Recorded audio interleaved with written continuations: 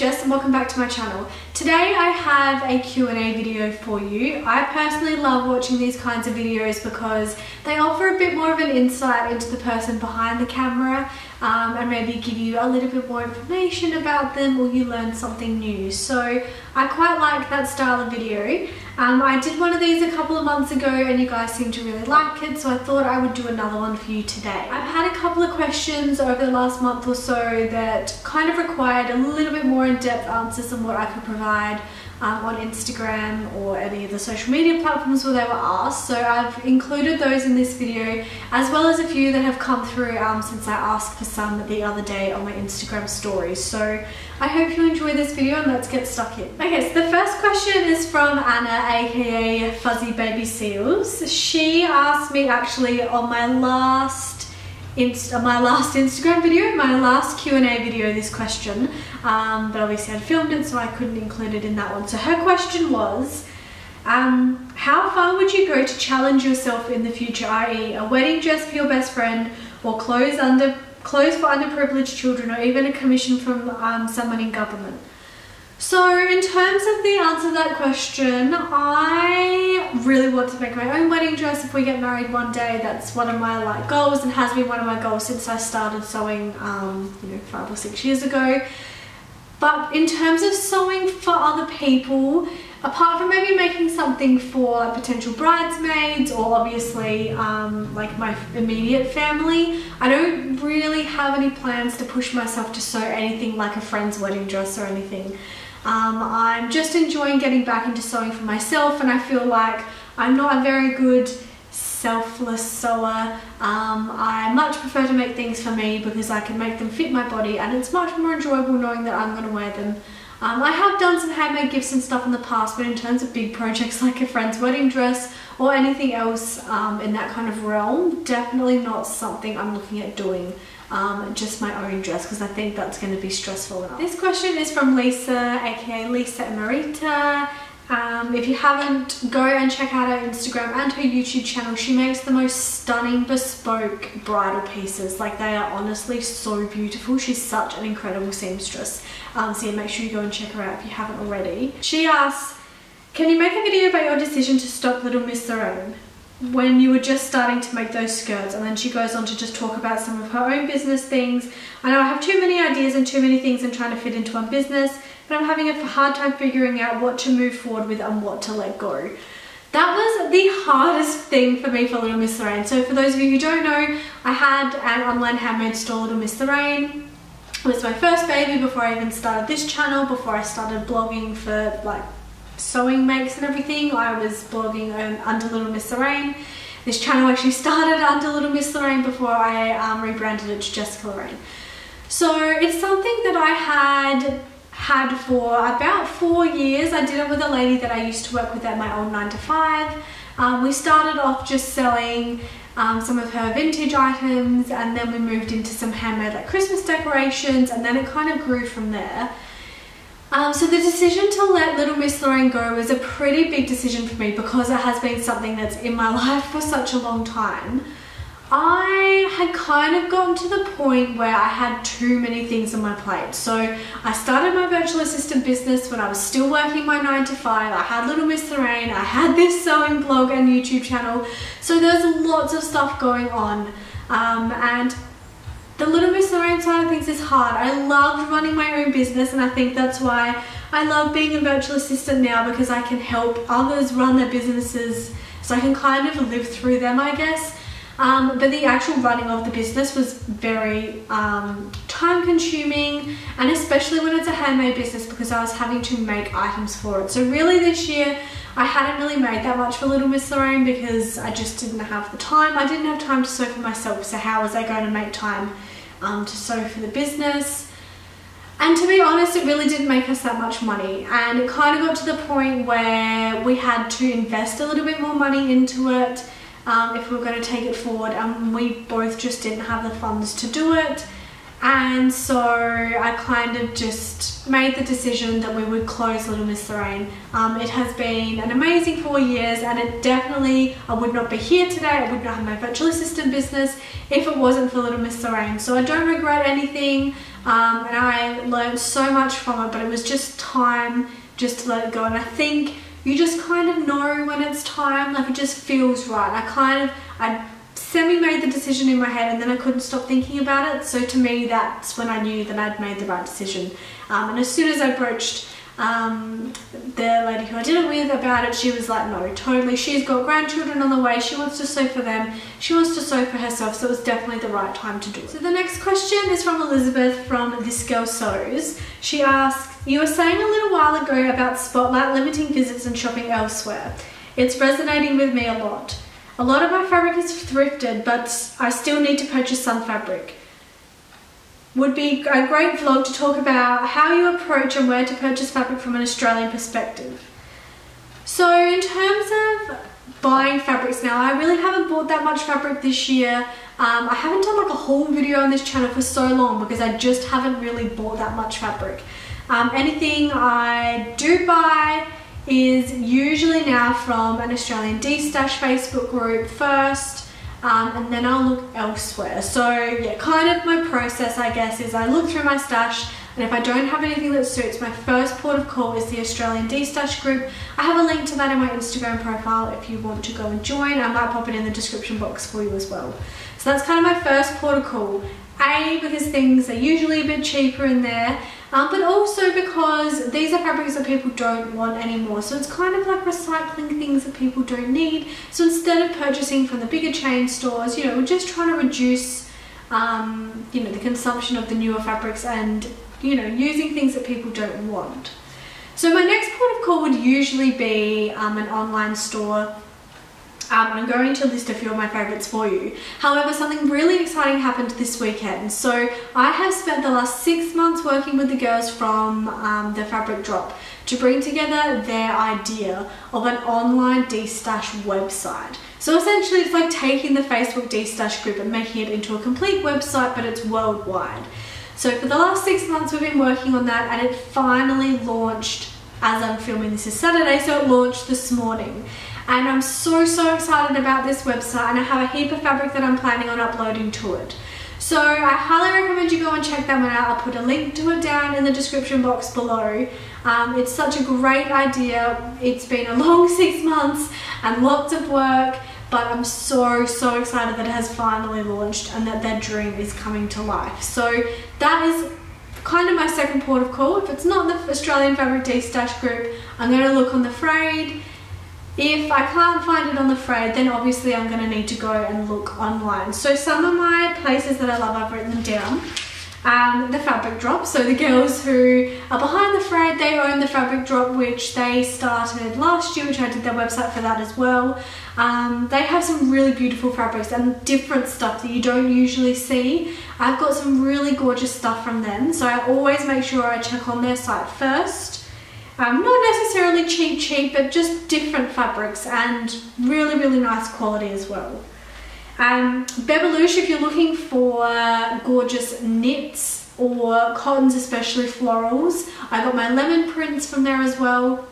She stocks a lot of art gallery fabrics and that sort of thing. The cottons are absolutely beautiful. The knits are stunning, so I would highly recommend her website as well. Tessuti, we all love Tessuti, we love their patterns, but they also have a gorgeous selection of fabrics. Again, not cheap, but really beautiful quality and a really different selection to what, say, you'd find at like a Spotlight, etc. And then also the Fabric Store. I know the Fabric Store, they are in Australia, but they're all actually a New Zealand based company, but I absolutely adore their fabrics. And again, they're not the most expensive, they're not the cheapest out there, but their fabrics are absolutely stunning and are definitely worth paying the money for. So that's kind of where I look, but again, my first port of call is those D-Stash groups and the D-Stash website now, just because we can reduce our waste, reduce the amount of leftover fabric that goes into landfill, and it's just nice to be able to, you know, use a bit of fabric that would have just gone and sat in someone's stash for years or not been used at all. So Emma from A Hand Stitch Life, she asked, what is my favourite fabric in my stash? Now that was a really hard question because I have some really beautiful fabrics in my stash. Now I couldn't narrow it down to just one, so I've got my two most favourite fabrics in my stash and also the projects I have earmarked for them, because I do have projects in mind for them, I just haven't gotten around to them yet.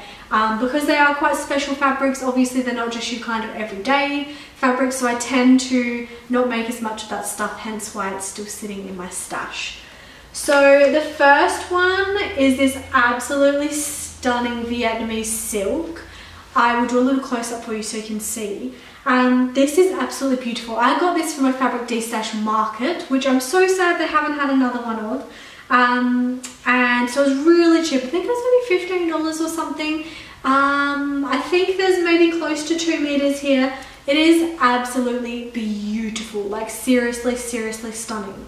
So I wasn't really sure what to make out of this, and I did ask on Instagram what people's suggestions would be, and somebody actually suggested the Very Easy Vogue pattern that everybody's making, which I happen to have in my stash because I do also want to make this one, and that is the V9253 Very Easy Vogue dress. So this is the one with the gorgeous, gorgeous neckline. Now I don't have enough to make it in a dress, but also I don't think I'd wear it as often as a dress because it is quite special. However, I want to hack this and make it into just the top half instead. Now as I looked at this pattern this morning, I realised that this is probably what I was aiming for with my Suki kimono hack. And so I'm wondering if maybe my vision for that is going to turn out a little bit better by using the top of this pattern instead. So this is something I'm definitely going to try out in a different fabric, not this one first. And I'll let you know how I go because I think this would look really, really gorgeous as a top. But I think that in a top will just be so versatile. I can wear it with skirts, I can wear it with high-waisted shorts, I can wear it with high-waisted pants. So I just feel like I'm going to get so much more wear out of it in that form. The other one that I couldn't pass up talking about is this absolutely stunning fabric my mum got me from Mood Fabrics in New York when she was over there last year. I don't think I've shown you the fabrics that she got me. I don't know why I didn't do like a little haul on them at the time, but anyway, this is the fabric. I don't have the bit of paper on me that tells me what it is, but it's like a silky feel. It's absolutely stunning. Like I love this. It's so, so beautiful and so drapey. So straight away I knew what I was going to make with this one, and it is the Rachel Comey Vogue Patterns, this cute top here. I first saw this on Sophie from Ada Sprague's Instagram. She made a white version of it, which I absolutely adored. But I just think this fabric is absolutely perfect for this. It has a really gorgeous tie back and this really floaty sleeves and a floaty front. So I feel like this is going to be the perfect pattern match for this fabric. So they're my two most favourite fabrics in my stash at the moment. Like I said, I couldn't do one, but I'm really hoping I'm going to be able to make those when the warmer weather comes to get some wear out of them. Okay, so Romy from Romy.Kate, I'm so sorry if I mispronounced that. I know that I've pronounced her name before and I think I got it right, but I don't know if I have this time. She has a couple of questions. What were your favourite subjects at school and what job did you want to have when you were younger? And are you into makeup? What brands or products are you liking at the moment? So the first question, what were your favourite subjects at school? I didn't really love school that much. It was okay. You know, I was alright. I was an AB student, so it was alright, but you know, I just wasn't really that into school. But my favourite subject would have to be history because I found it so interesting, and we just had a really good class in our Year 12 group, so it obviously makes it a lot better, and it was my best subject in Year 12. So yeah, the history one for me. I love history, always have loved history. It's a great connection between me and my grandfather. And yeah, that was my favourite subject by far. So her next question was, what job did you want to have when you were younger? So initially I actually wanted to be a hairdresser. That was my thing. I really loved styling people's hair, and I loved playing with hair, so I thought a hairdresser would be the perfect job for me. And then as I got a bit older, I really wanted to be a teacher. My grandfather was a teacher and a lot of my aunts and uncles are teachers as well, so it kind of runs in our family. That teaching aspect of teaching as well, so that was definitely something I looked into. I actually started a teaching degree for about less than a term, but then I stopped for a couple of reasons, mental health being one of them, but also I think I would enjoy the admin side of teaching much more than the teaching itself, because I didn't know how I was physically going to be able to stand up in front of a class and teach. So my sister is a teacher and she is absolutely incredible at it, and so yeah, I think it was best that I left that to her. So the other thing I really wanted to be was a personal assistant. I guess I kind of went down that path a bit more. You know, I was in admin roles for 10 years in schools, working my way to do a personal assistant type role, and then I decided to kind of go down the virtual assistant track, which does, you know, sort of incorporate a lot of those PA elements as well. So I'm really lucky that I have been able to kind of follow my dreams in that aspect and start my own business, and yeah, I'm really happy with the job choice that I have now. In terms of makeup, yes, I was quite into makeup actually. I started watching YouTube, watching all the beauty bloggers, and I would play around with my makeup, I play around with my hair, I also play around with my nails, which are non-existent.